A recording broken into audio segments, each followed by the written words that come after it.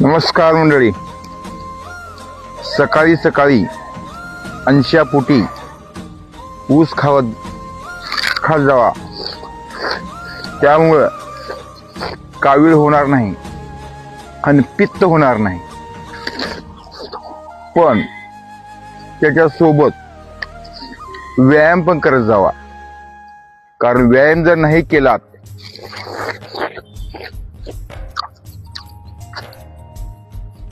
तर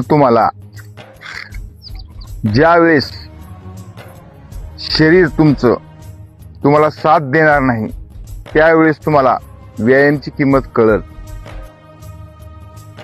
म्हणून म्हणतो, व्यायाम करा, हेल्दी खा, हेल्दी राहा, फिट राहा.